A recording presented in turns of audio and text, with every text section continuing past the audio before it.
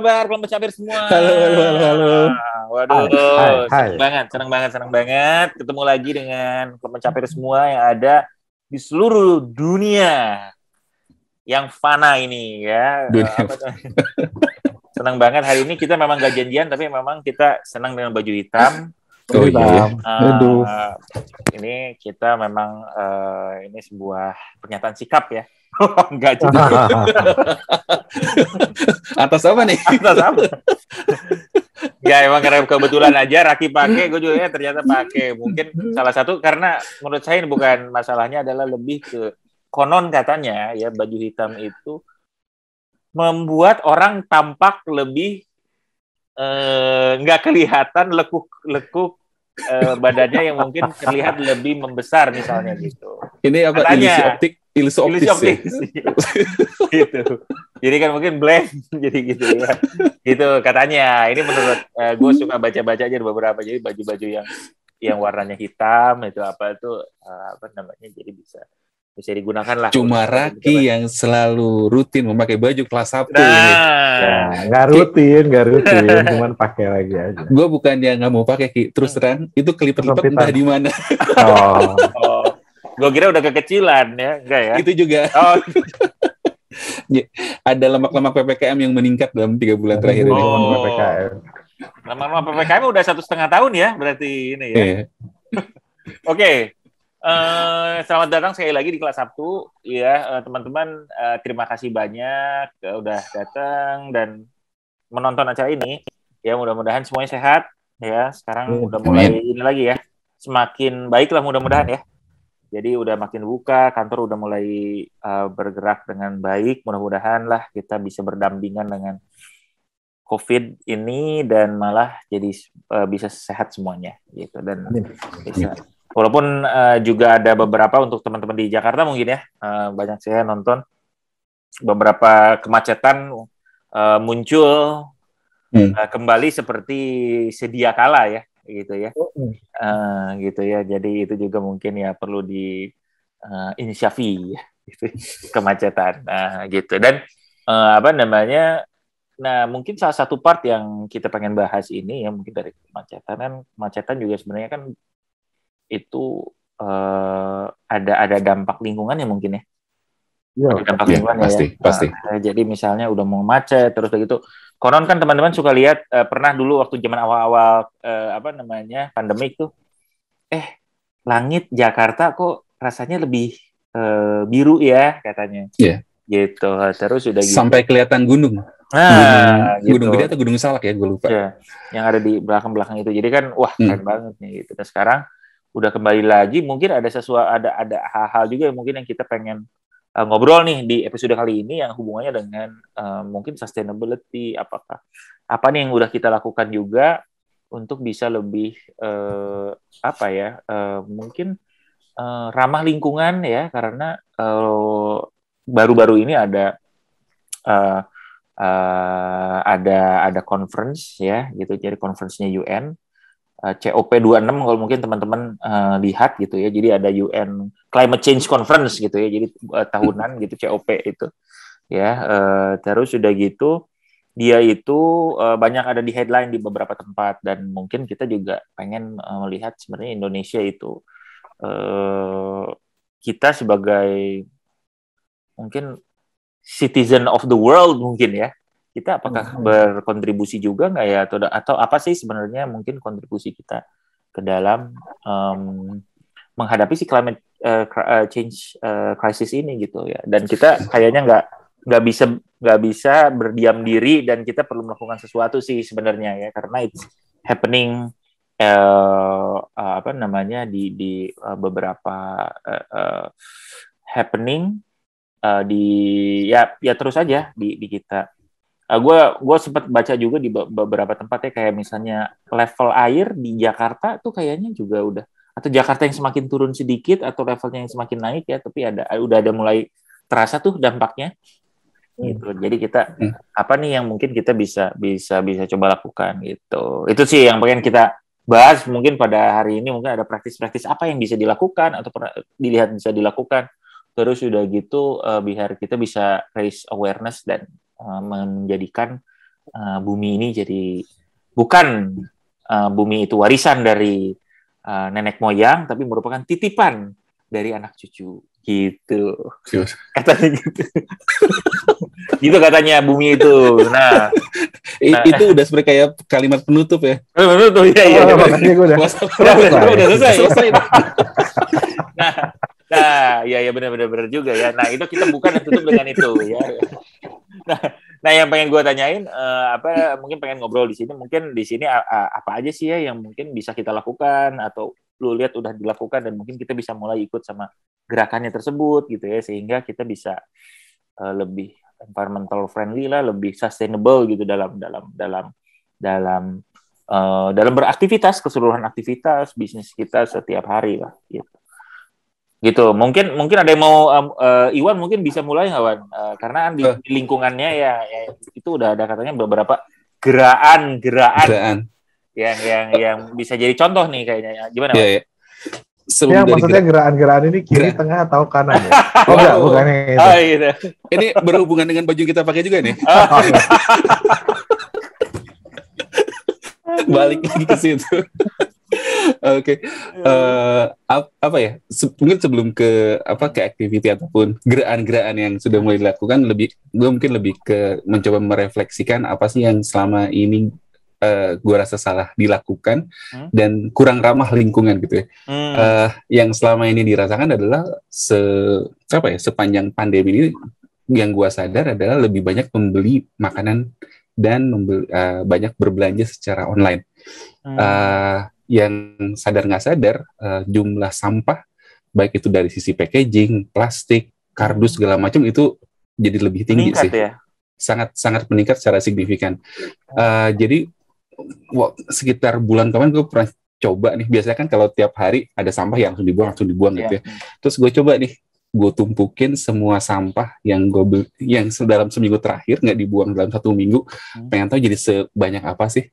Dan itu luar biasa banyaknya, dan sampai gue bikin jadi malu. Wah gila, ini gue sama sekali tidak bertanggung jawab ya, maksudnya sekedar sekedar melewatkan semua sampah-sampah ini tanpa ada usaha sedikit pun buat ngolah ataupun untuk menguranginya lah ya gitu ya. Tapi di satu sisi ya gimana ya, selama pandemi ini boleh dibilang emang lebih banyak beli makanan dari luar gitu, dan nggak banyak keluar rumah gitu. Ya implikasinya jadi sampah lebih banyak. Yang mungkin sekarang udah dilakukan adalah pertama adalah memilah aja sih mana sampah organik, mana sampah anorganik, mana sampah yang emang bisa kira-kira dimanfaatkan oleh pengepul atau ada orang yang ngumpulin kayak misalkan kardus gitu ya. Gimana Wan? Dipilahnya apa aja tadi misalnya? Jadi gimana dan mana kalau misalnya untuk praktikalnya gitu? Yang standar lah ya. Kardus, kertas, apapun yang bahannya dari berbasisnya kertas gitu ya. Itu dipisahin. Terus kemudian yang paling agak susah itu adalah plastik. Plastik pembungkus, plastik kresek segala macam, itu kan pasti banyak banget. Itu yang paling agak susah sih, karena nggak bisa didaur ulang juga sebetulnya gitu tuh. Jadi nggak bisa didaur ulang ya si plastik itu ya? Nggak ada, susah. Plastik kresek, apalagi hitam tuh yang jelek-jelek, yang merah, yang bau itu. Wah itu adalah penghancur lingkungan paling tinggi. Dan itu kan yang paling yang paling banyak kita pakai untuk pembungkus paling luar kan biasanya. Betul. Terus styrofoam mungkin udah jarang. Terus plastik yang agak keras sedikit, kayak misalkan itu mungkin masih gue kumpulin. Terus usaha yang agak lumayan ya, dicuci dikit biar agak bersih. Jadi waktu ngasihin ke orang pun ataupun yang suka ngumpulin nggak terlalu ngerepotin lah. Paling itu sih. Nah, terus sekarang tuh lagi agak sedikit booming ataupun sedikit naik lah soal masalah circular ekonomi gitu. Jadi kalau misalkan paham yang dulu kan ada namanya ekonomi linear, bahwa kita memakai suatu barang ataupun suatu produk dengan asumsi bahwa kita punya unlimited resources gitu ya, walaupun sebenarnya enggak. Dan itu destiny terakhirnya adalah untuk barang-barang tersebut untuk dibuang. Jadi kita udah nggak mikirin ujungnya kayak gimana. Nah, kalau yang si circular economy adalah untuk memastikan gimana caranya si barang atau apapun yang kita pakai itu mempunyai masa pakai yang lebih panjang dan lebih lama gitu. Dan sebetulnya kalau dipikir-pikir itu kan memang mempunyai nilai ekonomi juga ya. Walaupun sebetulnya kalau dilihat dari per rumah tangga kelihatan kecil, tapi bayangin kalau misalkan itu dikolek dari level RT, RW, kelurahan, kecamatan gitu ya. Kalau kita bisa nge-sinkronis, bisa ngekoordinasiin semua orang melakukan hal yang sama, itu sebetulnya mempunyai nilai ekonomi yang sangat tinggi gitu. Nah, ada beberapa perusahaan ataupun perusahaan rintisan yang memulai hal itu. Ada ya, sebut aja ya, namanya Duitin gitu ya. Boleh share-sharing juga ya sambil ya. Ya boleh. Daur ulang ini itu gitu ya. Itu pakai aplikasi. Jadi enaknya adalah kita bisa bikin appointment sama mereka. Misalnya gue ada kardus yang agak banyak mau dibuang nih gitu ya.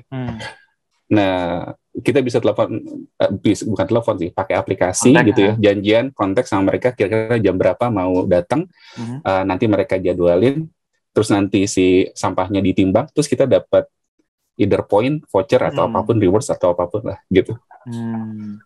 Nah, ya ini salah satu. Ya, yang paling menarik juga adalah minyak jelantah, Bin. Minyak jelantah kan biasanya nah, orang kadang-kadang suka dibuang-buang minyak jelantah tuh ya.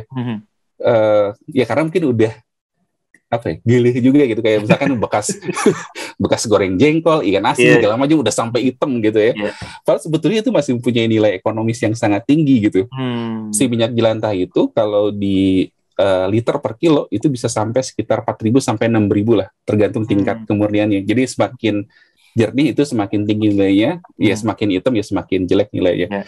Nah, si minyak jelantah itu nanti bisa diolah lagi, di esterifikasi, di asidifikasi, dan nanti 70% dari si, kalau nggak salah ya 70% dari si minyak jelantah itu bisa jadi biodiesel lah gitu, bisa jadi bahan baku lagi.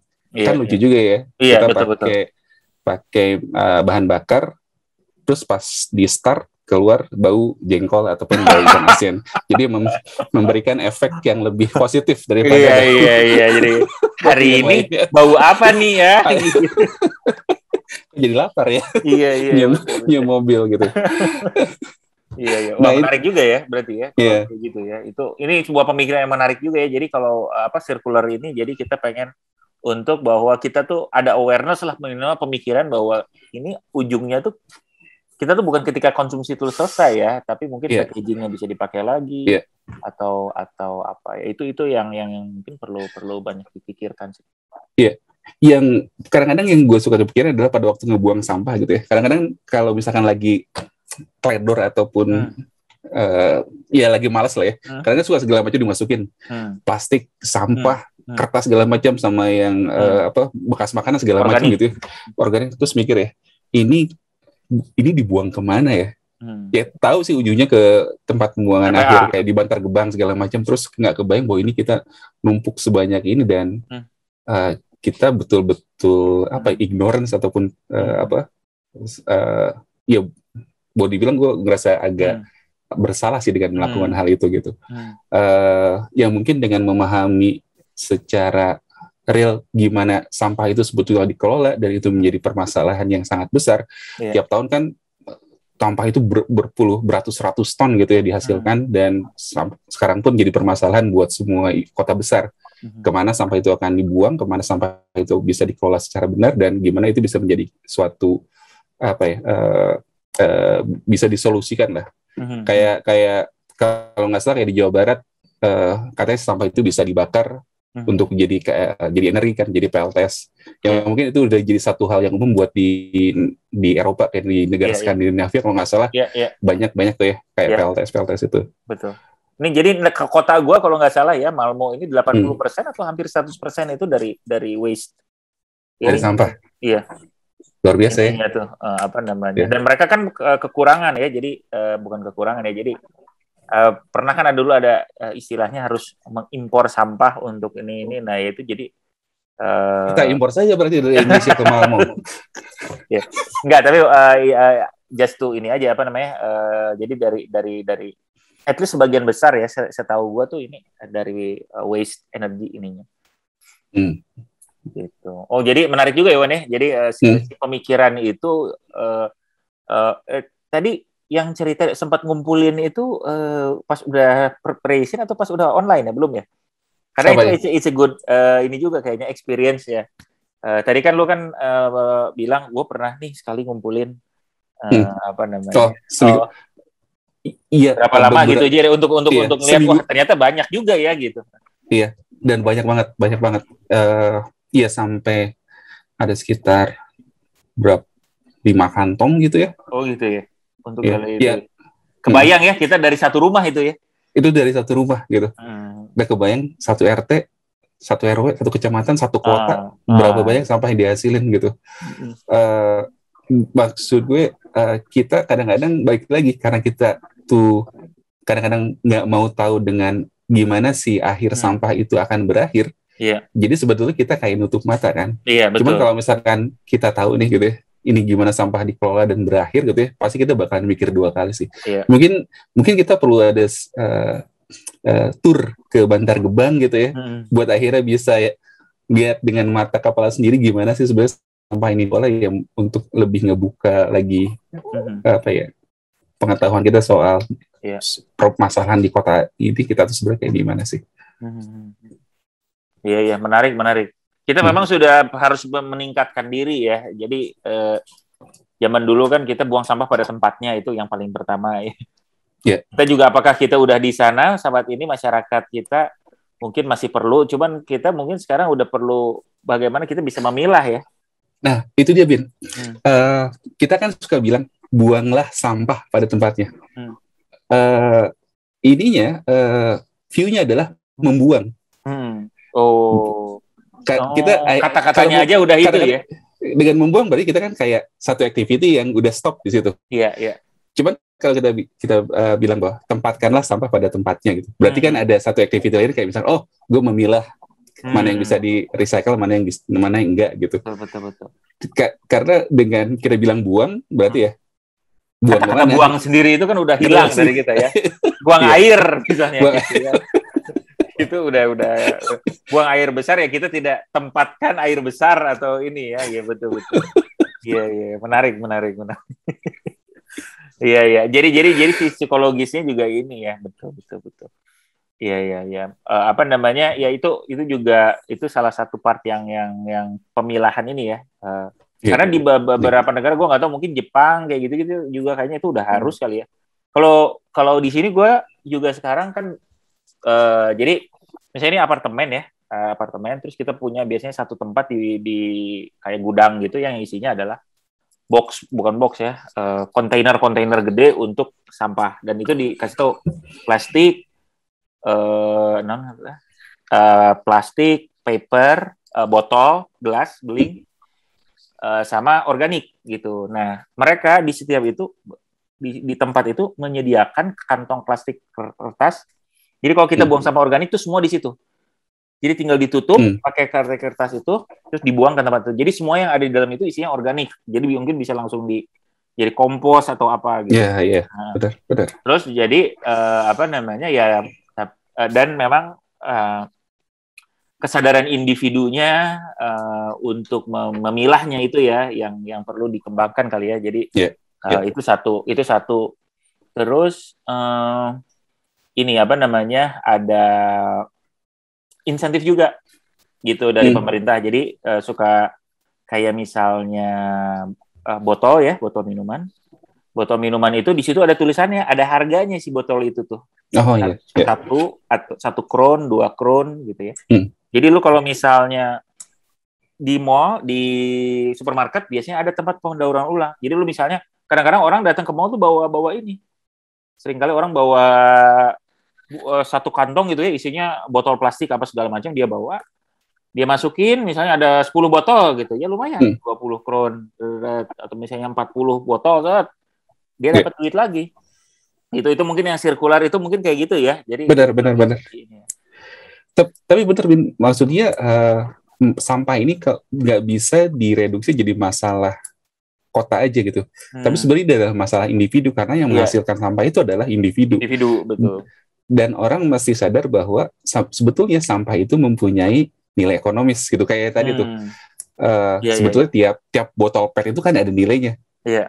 kalau mereka sadar bahwa itu punya nilai ekonomis, ya mungkin awareness-nya sama kesadaran bahwa ini sebetulnya bisa dikelola dan menghasilkan sesuatu, bahkan memberikan insentif sebetulnya untuk mereka bisa milah dengan lebih baik. Betul ya.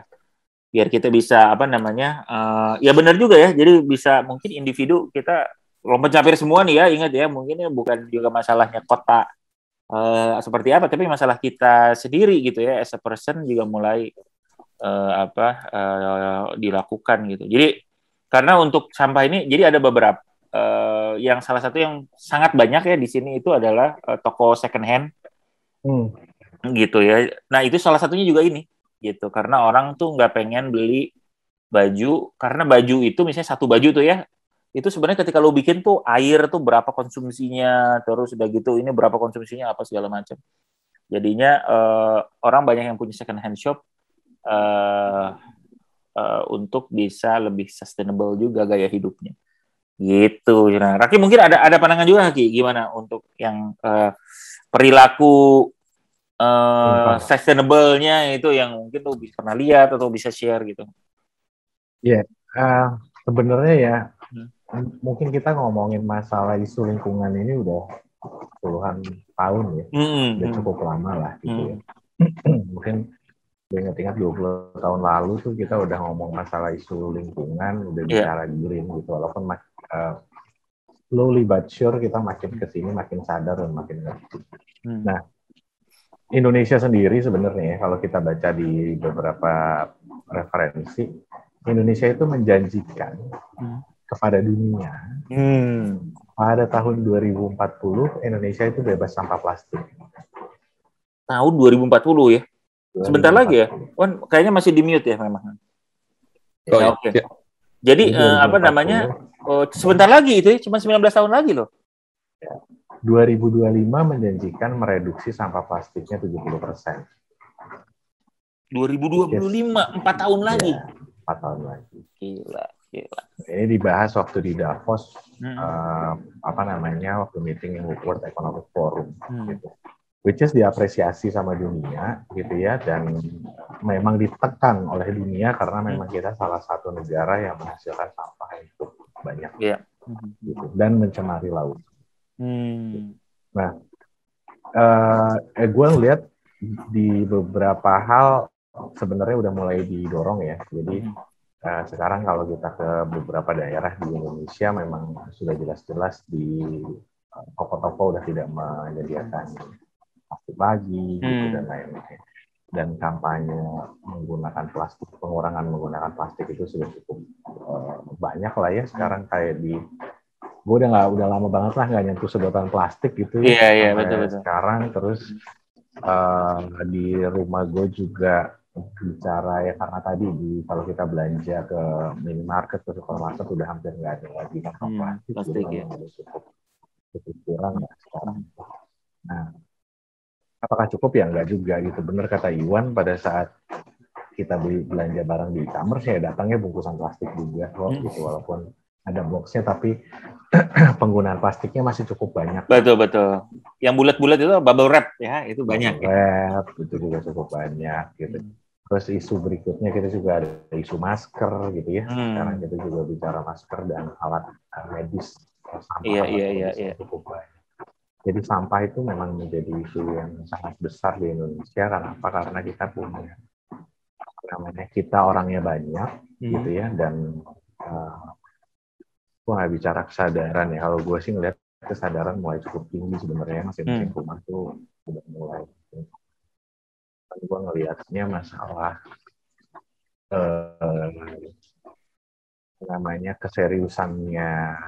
keseriusan kita, dan juga bicara bahwa Indonesia balik lagi ya ke literasi ya. Banyak juga yang literasinya masih cukup kurang ya. Kurang gitu. Jadi problemnya sih ke sana, dan gue nggak tahu ya. Gue sih ngelihat kalau untuk negara yang tingkat literasi nggak terlalu tinggi gitu ya memang mau nggak mau peran pemerintah jadi utama gitu kan, untuk bisa menegakkan aturan. Jadi itu ya. Jadi menurut gue PR-nya pemerintah tuh cukup banyak lah. Tapi kalau kita bicara isu lingkungan kan, selain kita bicara sampah, banyak hal ya. Kita bicara penggunaan bahan bakar gitu, bahan bakar itu dipakai di kendaraan dan listrik gitu ya, dan untuk rumah dan segala macam, itu juga masih jadi PR yang menurut gue sangat signifikan lah. Nah, kalau apa sih yang gue lakukan, gue sih ini ya, mungkin yang cukup banyak ke reduksi plastik. Jadi selain dari memang tadi ya kesadaran kita memang tidak menggunakan plastik, sebisa mungkin kita nggak pakai plastik di rumah ini gitu ya, ngurangin banget. Yang mungkin masih jadi big issue tuh memang masalah listrik gitu ya, dan energi ya, energi dan ya bahan bakar lah ya, gitu. Itu yang agak susah kita kelola, which is itu menurut gua nggak bisa solusi rumahan ya. Kalau kayak listrik kan harus solusinya pemerintah gitu, mengganti pembangkit listrik yang dari tenaga gitu ya, menjadi ke yang lain ya, berlain yang tidak. Tapi menurut gua kita pemerintah Indonesia cukup ambisius membuat target. Dan kelihatan gitu ya mulai bergeraknya. Gue nggak bicara udah berhasilnya, tapi bergeraknya udah mulai kelihatan. Tapi gue kemarin, kebetulan gue baru pulang dari Bali kemarin kan. Nah, ini nih menarik nih. Jadi Bali cenderung bersih sekarang. Oh, oke. Karena nggak terlalu banyak orang ya, lebih sedikit. Karena orangnya nggak ada. Lebih tepatnya begitu, karena orangnya nggak ada jadi cenderung bersih. Sampah di jalan nggak terlalu banyak. Kalau dulu kita ke Bali tuh lumayan kotor lah ya. Iya. Dulu kalau jalan ke Kuta, pagi-pagi ke Kuta tuh suka ada bekas-bekas sampah sepanjang pantai gitu. Ini sepanjang pantai ya kayu-kayu sama buah kelapa yang gitu-gitu loh. Gue jarang banget ngelihat ada plastik di sana. Keren. Jadi betapa indahnya kan sampah kayu ya sudah ya, mau gimana lagi gitu kan. Jadi betapa indahnya gitu, ternyata nggak ada sampah itu gitu. Nah, tapi ya balik lagi kan, menurut gue ini momen juga ya, kayak contoh kayak Bali, mungkin Jakarta juga, kota-kota besar yang lagi kekurangan aktivitas di luar, gimana caranya ngebuat pada saat udah balik normal, ya segitu aja tetap sampahnya jangan naik gitu. Gitu, atau bahkan direduksi tadi ya kalau sampah rumahan. Isu besarnya sih itu. Tapi kayak gue di Bali kemarin juga, mungkin yang gue lihat ya di sana juga udah nggak boleh lagi tuh lo ke Circle K, ke Alfamart, nggak dapat plastik lagi lah di sana kira-kira. Jadi pasti beli shopping bag yang bukan plastik gitu, terus ya walaupun botol-botol masih tetap dijual ya. Gue rasa next isunya kan gimana kita ngereduksi botol gitu ya, untuk bisa ngebikin plastik benar-benar berkurang dari muka bumi. Tapi menurut gue balik lagi isu besarnya literasi. Benar. Kesadaran literasi untuk orang yang untuk orang yang mungkin nggak di level pendidikan tertentu gitu. Betul. Nggak masuk, tapi which balik lagi menurut gua penekanan masalah lingkungan ini harus dari kecil ya. Harus dari kecil sekali. Karena balik lagi, karena baru dari Bali ya, gua melihat kita kan sadar betul ya kalau kayak di Bali tuh dianggap karena mereka orang-orangnya sangat berbudaya dan beragama, sehingga mereka sangat menjaga sekali kan, menjaga kepercayaan orang lain, mereka jadinya cukup ramah, menjaga lingkungannya mereka, gitu, menjaga tata budaya dan segala macam. Itu kan sebenarnya salah satu contoh pembuktian bahwa ternyata dengan adat lo bisa menciptakan sebuah jenis masyarakat. Iya. Artinya kan budaya itu memang benar-benar bisa dididik dari kecil. Gitu. Iya, betul. Jadi kalau dibilang kita membudayakan buang sampah, membudayakan kebersihan sebagian dari iman, itu ya memang menurut gue ya puluhan tahun yang kita sudah lakukan ini harus sadar kita bahwa kita tidak lakukannya dengan benar. Karena orang masih nggak merasa bersalah kalau buang sampah. Itu kan membuktikan bahwa pendidikan lo 10-20 tahun kemarin nggak benar. Karena orang masih ngerasa nggak bersalah pada saat dia buang sampah sembarangan. Iya. Betul. Sih menurut gue yang jadi isu ya, bukan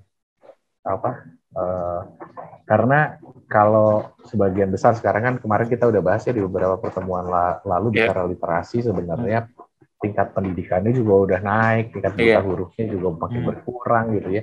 Artinya kan sebenarnya udah ceruknya udah lumayan besar nih sekarang nih. Iya.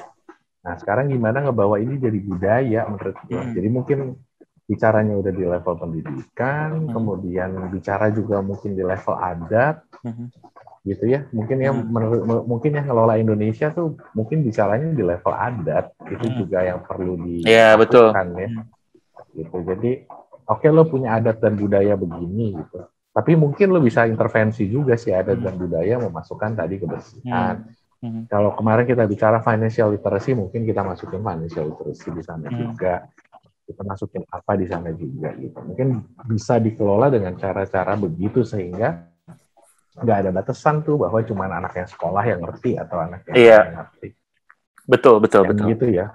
Menurut gua hal itu penting. Selain tadi ada beberapa hal yang harus pemerintah yang lakuin, kayak pembangkit listrik ya harus pemerintah lah yang ngelola gitu. Kemudian kayak misalkan ya beberapa isu-isu environmental yang karena kayaknya kebutuhan kita beroperasi gitu ya, untuk mendorong perekonomian kan ya tetap ada sekarang. Tapi gimana caranya, misalkan gimana caranya mobil listrik murah banget di Indonesia, kalau kita concern bener-bener gitu kan sama bahan bakar, ya gimana caranya mobil listrik jadi murah banget di Indonesia, jadi ngasih insentif. Iya gitu. Benar, insentif ya. Jadi dari budaya satu policy ininya juga ya, selain budaya ya ada insentif dari Iya, jadi maksudnya gini, jadi masyarakat juga tergerak gitu. Apalagi tadi ya kita nggak bisa juga cuman kita lakukan sendiri gitu. Tapi menurut gua kalau kita lakukan sendiri, ibarat ikan arwana di dalam air got gitu ya. Kenapa tuh? Gimana tuh ikan arwana di dalam air got tuh gimana ini? Nah, kalau biasanya sapu-sapu kalau di got itu. Nah, makanya ikan arwana di air got nggak bisa bertahan. Karena dia butuh lingkungan yang bersih. Jadi lo nggak bisa menyesuaikan diri. Lama-lama mungkin lo akan tergerus atau lo akan berubah jadi ikan sapu-sapu gitu. Sehingga lo akan jadi orang kebanyakan lagi. Gitu. Karena terlalu berat untuk lo hidup sendirian gitu ya. Lo hemat lingkungan, hemat bahan bakar atau lo bersih, menjaga sampah sendirian tuh akan berat. Gitu, yang lainnya ya. Memang perlu intervensi kita sama-sama. Mungkinnya pemerintah sih menurut gue mainin andil yang peran banget, apalagi nggak tahu ya, karena kita udah berdiskusi masalah literasi berkali-kali dan isunya Indonesia selalu kayaknya di sana. Menurut gue sih ya memang kalau mungkin negara kita agak beda gitu bicara kebutuhannya akan pemerintah dibandingkan negara lain. Makanya sensitif banget kan kita sama pemerintah ya. Nah, apa banget Ki? Salah sensitif ya. Pemerintah tuh sangat diiniin banget gitu kalau nggak ini, karena memang ya Indonesia memang ya kita levelnya di situlah gitu. Harus sadar lah gitu, itu menurut gua kita tuh harus sadar bahwa ya lu nggak bisa berharap rakyat akan sadar sendirinya, nggak bisa. Nggak, lo harus coordinate gitu. Bukan harus otoriter. Kalaupun harus demokrasi harus agak dikoordinasikan juga gitu ya kalau gua. Terpimpin ya. Walaupun demokrasi harus cukup terpimpin. Bukan demokrasi terpimpin ya, ini jangan salah. Ini kan ada pihak lain yang merasa kita punya pendapat lain terhadap konstitusi negara kita, gitu. Jangan dong. Oke. Tapi demokrasi itu kan memang mesti dipimpin kan? Ada yang memimpin oleh kepala negara. Aduh, iya, betul. Karena memang beda ya level ininya ya. Maksudnya komentar soal demokrasi. Iya. Makanya gue langsung juga membawa langsung kembali kepada topik ini ya. Topik utama. Bahwa ya memang beda-beda juga namanya maturity level dari orangnya. Gitu. Dari negara, betul. Dari negaranya, dari warganya. Budayanya juga beda gitu. Tapi memang itu PR-nya Indonesia sih, kita nyari ini yang pas ya, nyari how to manage Indonesia yang pas lah gitu. Menurut gue nggak ada yang salah, cuman memang semuanya lagi. Tapi perlu sih. Enggak, yang menarik soal dari statement lo tadi bahwa kita membutuhkan literasi untuk menjaga lingkungan gitu ya. Tapi mungkin beberapa hal yang menarik dari kearifan lokal Indonesia selama ini gitu ya. Sebetulnya sudah banyak budaya-budaya yang ataupun adat istiadat yang dipakai untuk menjaga lingkungan. Contohnya apa? Ilmu pamali, misalkan jangan ke sana, jangan ngerusak hutan, nanti lu kesambit gitu. Jangan buang sampah ke sungai, nanti lu apalah gitu sama penunggunya, gitu ya. Mungkin sebetulnya itu harusnya kayak gitu ya. tapi kan tapi mungkin itu menjadi nggak relevan sekarang karena mungkin secara budaya dan itu juga udah berubah. Udah berubah gitu. Tapi sebetulnya upaya untuk menjaga lingkungan semenjak dulu pun sudah dilakukan oleh oleh nenek moyang kita gitu ya, melalui adat istiadat, melalui institusi sosialnya zaman dulu gitu ya. Tapi betul harus ada yang menginstitusikan dan harus ada yang mengkoordinasikan gitu ya. Betul. Ya maksudnya si budaya pamali itu kan akhirnya jadi sesuatu yang getok telur menjadi satu bahan yang diketahui oleh semua orang gitu. Yeah. Nah, ya tapi betul sekarang zamannya udah berubah. Sekarang mungkin adalah zamannya literasi, tapi bagaimana caranya adalah si literasi itu betul-betul bisa sampai ke semua orang gitu, bisa dimengerti oleh semua orang. Betul. Gitu. Menarik juga. Iya kan kayak Jakarta banjir kenapa? Karena orang buang sampah sembarangan gitu. Terus apakah itu membuat orang tidak buang sampah sembarangan? Enggak. Paling kesal gue terjadi kan. Gue kemarin tuh pulang ke arah Jakarta Selatan ke sono terus. Gue nggak bahkan tapi di sepanjang jalan itu gue kesel banget di pembatas jalan. Itu isinya kantong plastik sampah semua. Mereka nggak buang sampah ke tempat pembuangan sampah ataupun ke apapun gitu ya. Tapi disimpan aja di tengah jalan, di pembatas jalan. Dengan harapan bahwa nanti akan ada yang ngebersihin di pagi harinya gitu. Itu udah lama, Wan. Dan udah lama banget kalau baca di berita itu jadi masuk berita terus. Kalau gue ngelihat ada faktor ininya juga ya. Ada kesalahan terhadap sebuah ini. Ya. Sama institusi pemerintahan juga karena mungkin nggak ngelola sampah dengan tidak baik gitu ya. Ada faktor itunya juga gitu. Yang gue nggak tahu ya. Kita mungkin harus ngelihat the big picture lagi kalau kita bicara masalah ESG gitu ya, masalah kita pengelolaan lingkungan di Indonesia. Sejauh mana sih komponen masalah kita mengelola lingkungan ini menjadi perhatian gitu. Artinya kan berarti lo mau bicara ada dinas persampahan gitu kan. Sejauh mana dinas persampahan itu melakukan tugasnya dengan baik dan benar gitu. Kan ada ada banyak gitu ya, peta pengelolaan sampah gitu, let's say kita bicara gitu. Dan satu lagi mungkin sejauh mana saat ini masyarakat dilibatkan dalam pengelolaan sampah itu sendiri. Betul. Kalau perlu kasih insentif gitu kan selalu. Betul. Insentif itu ternyata lumayan juga ya. Gue banyak belajar nih gue mengenai insentif apa segala misalnya gitu ya. Jadi kayak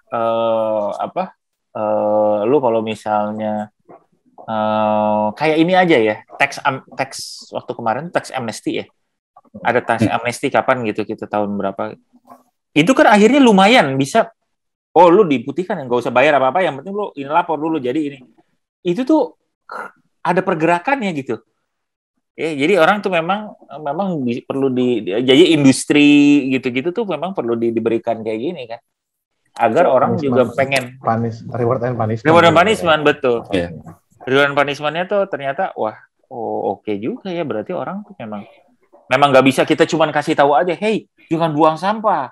Jadi nggak bisa gitu. Mungkin manusia adalah makhluk ekonomi ya.